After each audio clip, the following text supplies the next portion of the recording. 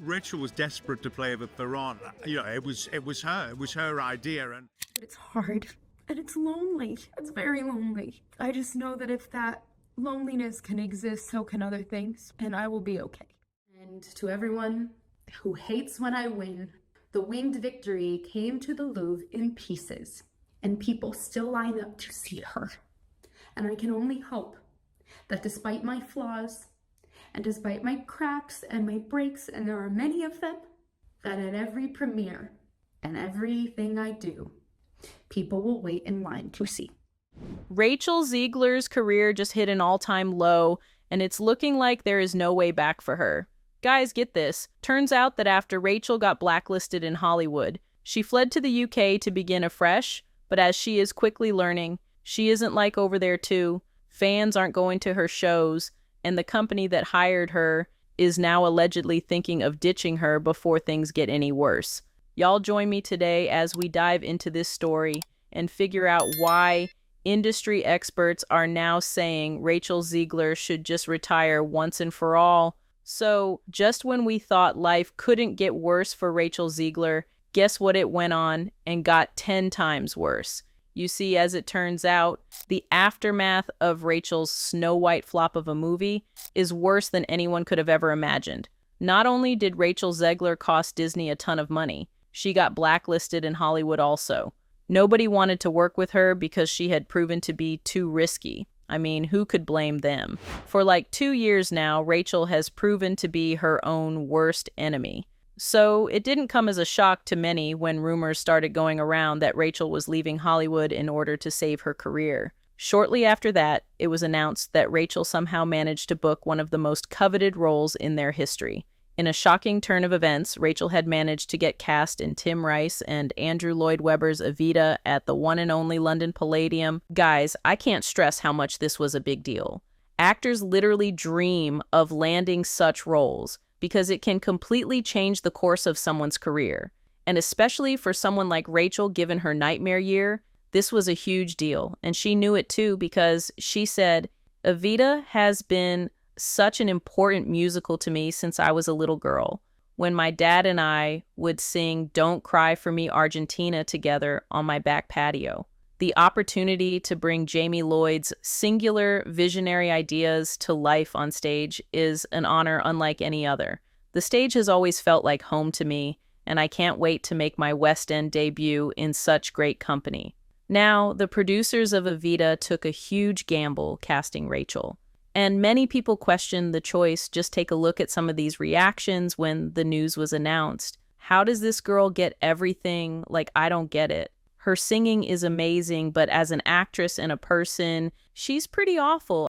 I guess Jamie Lloyd wasn't dissuaded by the Snow White bomb or the mediocre reviews for Rachel Zegler's Romeo and Juliet. Then again, maybe all the more desirable singers said no, she has a great voice, but I genuinely wonder if she has the acting chops for this.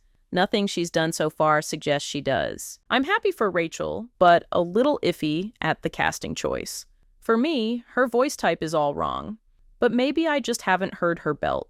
All I've heard is her work in WSS, where she was lovely, but very much your standard lyric soprano. I think of Eva as more a mezzo role with a strong chest voice. Like, I could hear Rachel doing a great job on Another Suitcase, but can't really picture her on stuff like Buenos Aires or A New Argentina. Is Rachel a belter? How's her stage presence, charisma? To me, Ariana seemed like a much better casting fit. Things I've said, I don't absolve myself from that. I'm not sitting here being like, I'm 21, please forgive me. Like, the stupid I've said and done is stupid. But I just want to say, in my personal life, I intend to move forward with a lot more grace for myself as I grow. There is a lot that I don't know, and I won't know it until I learn it, until I feel it, until I understand it, until I can see it in my hands and say, I am not broken. I am just learning. My break is not my end. Now, according to insiders, Rachel was desperate to get this role. During an interview with What's on Stage, Evita's producer Michael Harrison spoke on how they got to cast Rachel. Rachel was desperate to play Eva Peron. It was her idea. We saw an audition tape, and she was sensational. She worked with our musical supervisor in New York on the material. The versions of the songs were terrific. Anyway, Evita was supposed to be Rachel's saving grace. This production is a huge deal in the theater world because of its moving story.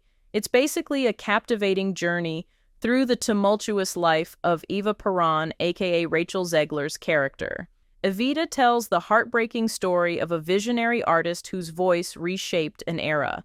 Set against a vibrant backdrop of cultural revolution and personal turmoil, the story follows Evita's meteoric rise from humble beginnings to international stardom, illuminating her struggles with love, identity, and the price of fame. With a powerful score blending soulful ballads, electrifying anthems, and rhythmic cultural beats, featuring Don't Cry for Me, Argentina, Oh What a Circus, Another Suitcase in Another Hall, and You Must Love Me. The musical paints a vivid portrait of a woman determined to forge her path while staying true to her roots. I mean, in so many ways, Evita is similar to Snow White and the significance its character has.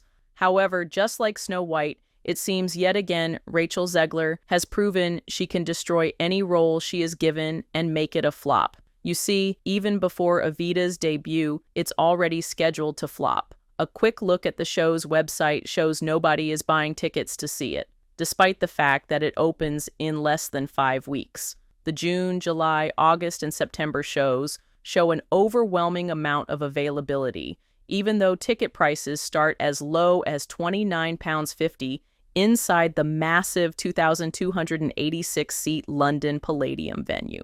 Now, this is far from the first time that people have refused to go and watch Rachel Zegler. Remember when there was that trend of people filming themselves at Snow White screenings only to show nearly empty theaters every time? It became almost a running joke online. And in a desperate attempt to save her flailing career and spark some buzz for the movie, Rachel Zegler ended up making herself the laughingstock of Hollywood. As Snow White's box office numbers continued to nosedive, Rachel decided to take matters into her own hands and went to see the film in theaters with her friends. But instead of a triumphant moment, it turned awkward fast. When she arrived, the theater was practically deserted. The whole cringeworthy scene was caught on her friend's Instagram story, where they filmed themselves shouting Rachel's name as it popped up on screen, all while the camera panned to reveal rows and rows of empty seats. Please? For which movie?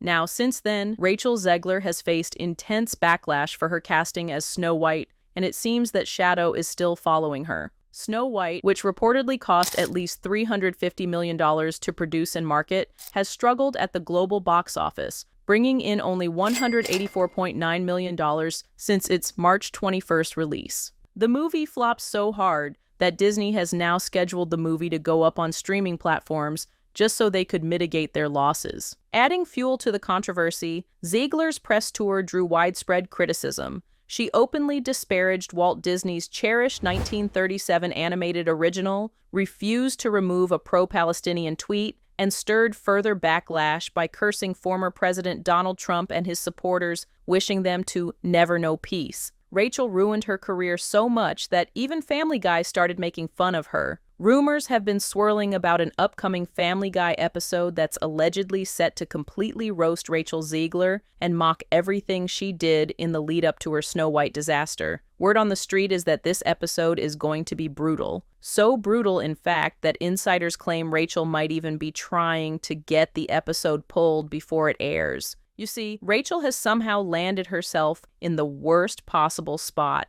caught between Family Guy and Disney. And that's definitely not where you want to be, especially when you're already having the kind of year she's having. If you didn't know, the Family Guy team has never exactly been Disney's biggest fans. In this upcoming episode, hilariously titled Disney's the Reboot, the higher-ups, aka Disney, their new corporate overlords, decide that Family Guy looks a little outdated and desperately needs a glow-up to fit today's trends. So they set out to make it all fresh and woke for the kids, just like they did with Snow White. And from what people are saying, it's not going to be pretty. From the very start, Disney's bold move to modernize Snow White with Rachel Zegler at the helm sparked massive backlash. Critics slammed the remake as too woke, calling out the removal of the dwarfs, the scrapping of the damsel in distress plot, and even stripping away much of the original fairy tale charm. In its place was a new, fiercely independent Snow White who doesn't need a prince.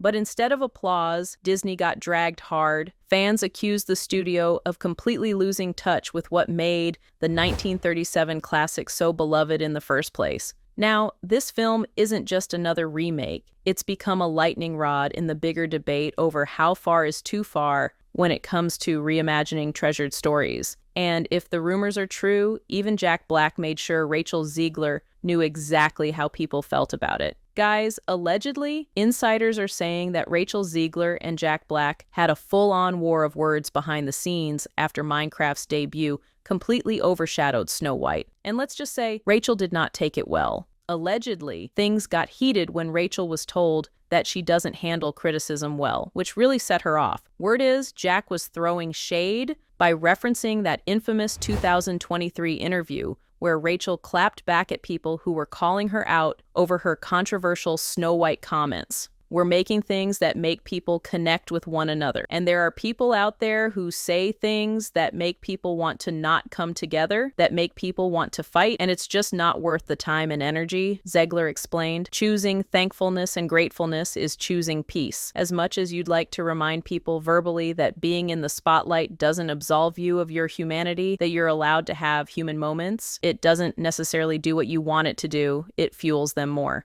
Anyways, what do you think about this new low for Rachel? Will she ever get people to go and watch her work? Or should she just lay low for now? Let me know your opinion in the comments. And don't forget to check out my previous videos for even more celeb tea. Till next time, bye.